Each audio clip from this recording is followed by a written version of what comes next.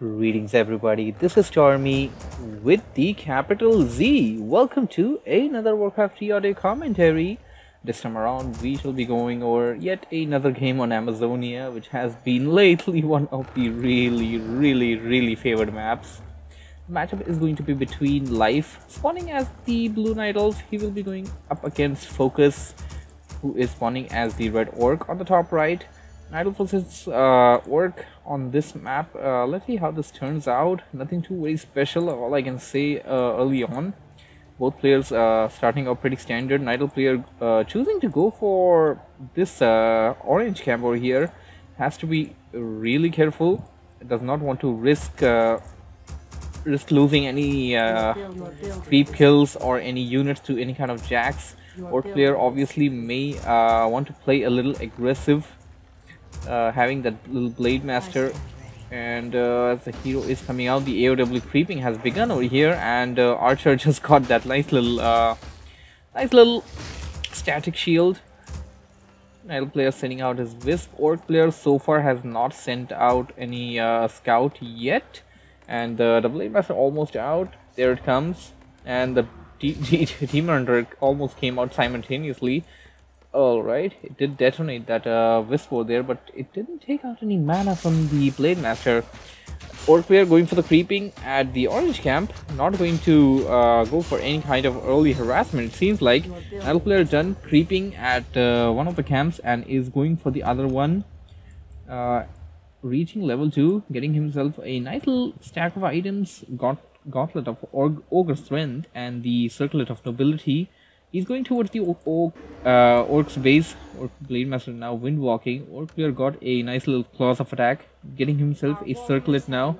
An Idle player probably must have seen the if he was still on the item shop when he was nearby. He probably saw the Orc player he probably saw somebody purchase something. He does know that the Blade Master is nearby. What I mean to say is, that's why he's kinda in a pursuit mood. As we can see, he is going towards the Orc player's base. Seems like he's just gonna go in there, deal a few blows, and then rush out. He does have dust, and Orc player positioning his grunt right where he needs to. That's a nice little position. He's leaving it behind for some healing, and at the same time blocking his base for any kind of potential harassment that Idle player can deliver. Idle player is creeping at two places simultaneously. Orc player came in there and got in a nice little jack on that creep. Idle player burning down all the mana from the Orc player's Blade Master, and Idle player is actually creeping over here using his AOW and the archers.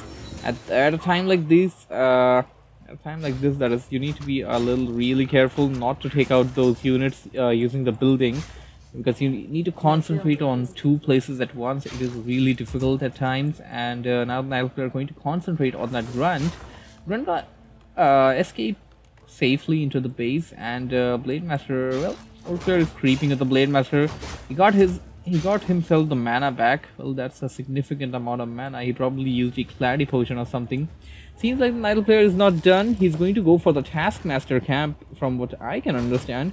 Orc player's Blade Master is nearby, very dangerously nearby. He will be knowing that the AOW is walking, and the Idle player is up to something. Idle player nearing level 3. He's at 2.5 right now, and the Blade Master, well, he's not too far ahead. And he's having some archers positioned at some nice little spots over there, one near the Taskmaster. Orc player going for the creeping on this little troll camp over here, and Idle player is going to engage him. He's going to go in there and try to get a few hits on the Blade Master. Blade Master down to very low hit points, and Idle player's DH is, well, he is rolling right now. He has all the HP that he needs, all the mana that he needs. Well, he's backing out though. He's going for the Taskmaster camp, and got himself a nice little sentry ward. Well, there's 2 sentry wards, 2 stacks of them, and bought himself a Beastmaster. Beastmaster, a very popular choice against Orc players. And alright, Orc player going for a rather popular choice as well, going for Thorn Chieftain. Idle player will probably go for the Ancient of Winds, and Thorn Chieftain works out really well when it comes to the dots. Idle player using the TP to go to the inner side of the Orc player's base. He probably had a wisp or something over there. I'm not sure exactly what, but he is in there and he is going to cause some havoc as long as he is in there. He's well, actually it's not actually turning out to be what he wants to. Seems like he's just gonna run around until that cooldown on that staff of teleportation, and oh no, I like that. I like the use of both of the staffs. Staff of teleportation to get yourself in the base, and then staff of preservation to get yourself out. I like that. I like how the Nidal players can do these things. Or they're getting himself endurance aura that's gonna be giving him some extra speed to get some extra kills of any kind of engagement. You can definitely use that speed, and the Orc players, well, being a Orc player has a really high DPS when it comes to the units. Their units deal a lot of damage, and they attack really fast as well. Getting ensnare, getting those spirit logs, that is not spirit logs up, and the sentry wards, I mean to say the spirit walkers are coming in. Demon Hunter in there, and he is attacking the burrow. He did manage to cancel it. Blade Master came back to the base to the rescue, and oh my, this is bad. Beastmaster is surrounded. He's gonna transfer the staff, and yeah, that's what he does. He transfers the staff, and then he staffed back the Beastmaster, and now he used the staff of teleportation to go back to his base. Brilliant, really brilliant. I like it. I really like it. Nidal player life is playing pretty well. I mean, here I'm not sure if I know this player. I mean, during the time that I used to cast, I didn't used to hear about this guy a lot. I mean, but he is playing really well, and we have been seeing him in a lot of games lately. So now the Orc player going for the creeping on this orange camp. He's going to be creeping with both heroes, not going to have any one hero hog up all the experience over there. Although I would say that it would be rather advisable to creep with the TC and have the Blade Master run around the map, maybe do some harassment, or maybe singled out creeps, you know, like on the camps, the item giving creeps. So Nidal player done creeping at his goblin merchant camp. There comes the Tinker. Nidal player getting himself the Tinker, and well, instead of the Blade Master, Orc player actually has a Raider running around the map as a scout. He does know that the Nidal player did pick up the Tinker. Tinker has been a rather popular choice. The Demon Hunter Beastmaster Tinker combination had been a rather really popular choice, especially with the Pocket Factory. Those clockwork goblins come in very handy actually, and here comes the Demon Hunter teleporting himself to that army over there. And Orc player knows about this. Orc player is getting behind him. Nidal player is caught really in a really bad position. He might want to TP back if he doesn't want to lose all of the units, but he's continuing. He's not gonna back out. It seems like he's continuing, and he repositioned his army. He got those dots towards the backside of the battle, and he is using those cyclones to his advantage. Orc player actually came in with the peons. He wanted to seal the deal. It seems like Orc player wanted to seal the deal. He has the peons in to get that extra advantage with those spirit linking, and well, Nidal player doing pretty well actually. Orc player's Blade Master does not have any mana. It seems like Nidal player is going to be oh my, Nidal player is doing really well over here.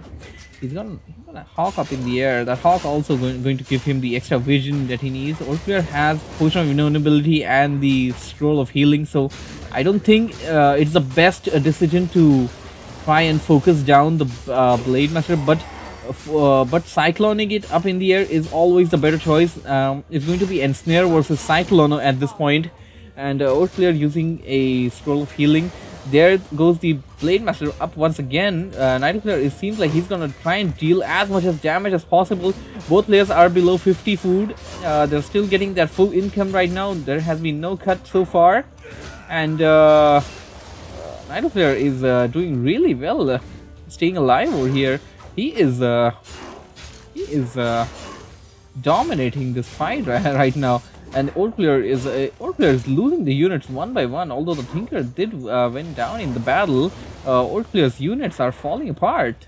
As we can see, the Spirit Link is now active. Now Spirit Link is now coming into play. That is, and all of the Orc units are down to a little lower hit points. And I am not exactly sure what happened. I think he used the Staff of Preservation to staff him back, and he has. Okay, he had that Berserker up in the air. Now he's gonna kill it. Give the Nidal player some little amount of experience points.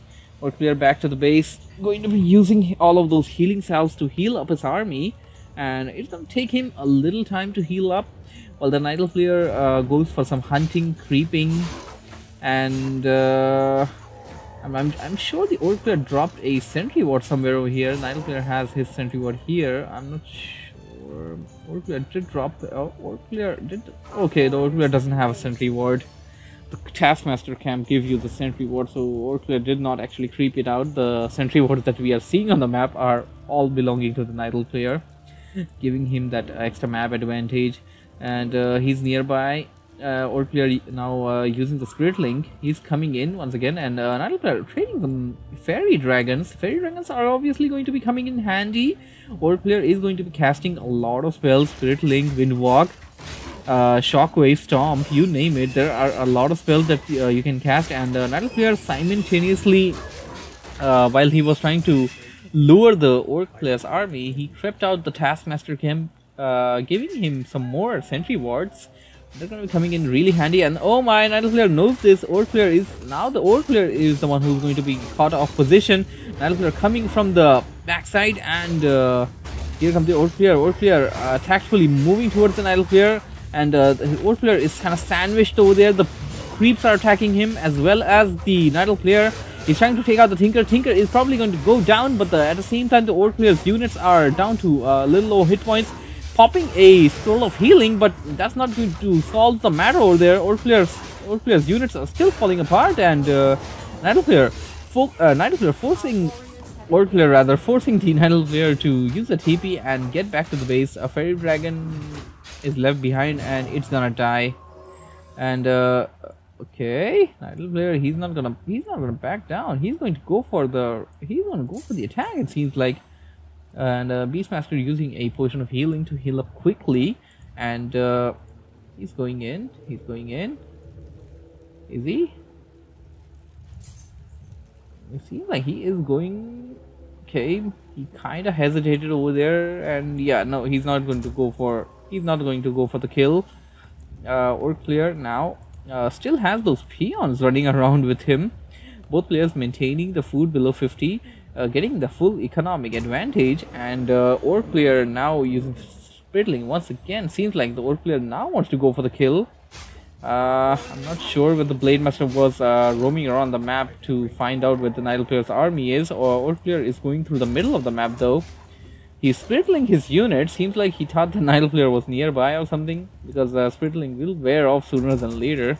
I'm not sure what his plan was. Maybe he planned to go for the Grenade Golem camp, but then chose not to and went for a rather easier camp, because you definitely don't want to get jacked and backdoored like that when what basically happened at the mercenary camp. So once again the same situation, as the Orc player was trying to creep, the Nidal player has jacked him, and the Orc player actually rather escaping safely this time without any kind of loss so far, at least. There comes a disenchant, and there goes a nice little shockwave. Those weaker units that are the Druid of the Talons, they are rather the weaker units when it comes to hit points. They can be taken out really easily when you take Stomp, when you take the Shockwave ability, the AoE damage. They can actually be killed rather easily when compared to the Orc player's army, because the Orc player's army, their spellcasters, that the Spirit Walkers itself have like 560 HP, and these guys only have like 380. So you know what I mean. you know exactly what I mean. Or Nidal player going for the attack on the Orc player's base. He's planted his Clockwork Pocket Factory, that is. nearby, very nearby to the oh my, and he's going to use them. He's going to use them to soak up some damage. He's going to go in there and blow up. No, is he going to blow up? No, he's just going to use it for some distraction purpose. And okay, our player actually has a really good position over here. Speed scroll coming in. Night player tossing those orc armies up into the air with those cyclones. And does the old player have another scroll of healing? He's going after the Tinker once again. Tinker is going to be taken down. Old player's Torn Chieftain reaching level 4. That is dangerous. That is a really dangerous Torn Chieftain. And the old player's Blade Master is at level 4, nearly level 5. That is. After killing a few more dots, he will definitely get level 5. And I mean, Life has been playing really well so far. He's been playing really well throughout most part of the game, but the old player finally gaining the upper hand now. The units are fairy fired, so well, some of them are the units still fairy fired? No, they're not. The units are no more fairy fired. The defense hand came into play, and sorry, the old player no longer sees where the old player is. So Nile player now, I didn't see this one coming.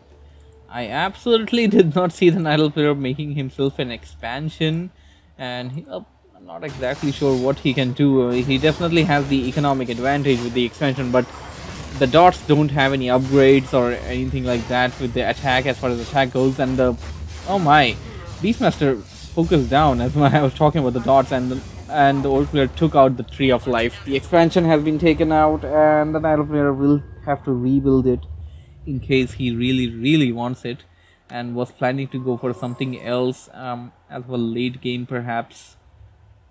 Late game, I'm not sure what the Nile player may transition into. Maybe want to go for some bears or something. We don't usually see Nile players transition like that. Ancient of Winds gives you these things, and they give you those hippogriffs, and that's literally all. We do have seen some games where Night players go for archers and hippogriffs, and then the hippogriff riders, they do come in handy in some scenarios, and you can say that they are like cheese, you know, as they like to describe in StarCraft 2. Okay, old player did manage to take out that granite golem, although the Blade Master did not gain any experience from that because he's already level 5. He will only gain experience if he kills enemy units, not creeps anymore. And oh, he was nearby over there. Still difficult to say who's going to take the game, and seems like old player just killed the granite golem. He left behind the rock golems, and there comes a nice little ensnare on the fairy dragon. Fairy dragon are going to be, well, they're going to be useful, but I'm not sure if these raiders are going to be able to. I'm not sure if he's playing a little game of cat and mouse over here, and finally coming in there and killing that fairy dragon. Beastmaster has been revived, and it seems like that's what the Nile player was waiting for. Nile player has actually, no wait, that's not the Nile player, that's the old player. Old player has gone beyond 50 food. Old player has gone beyond 50 food. Nile player is still stuck below 50. Well, not stuck, he's keeping himself below 50, and if old player has the bigger army, he will definitely take this game. There comes a no melee over here. Nile player keeping his True to Talon near that pocket factory, keeping them kind of like out of harm's way, but it seems like the old player is gaining the upper hand now. Torrent Chieftain reaching level 5, and my god, that's a really dangerous Torrent Chieftain. Is he going to for Endurance Aura level 3? No, that's just Endurance Aura level 2. And old player's raiders are still alive, while the Druid of the Talons have been taken out. The significant number of them have died, and the TH has died. Alright, it's game. Beastmaster taken out, and okay, Nile player kind of revived it, but I don't see him coming back from this. Orclea's Blade Master reaching level 6, and well, we know what's coming if the Night Slayer does not quit anytime soon. And that's GG.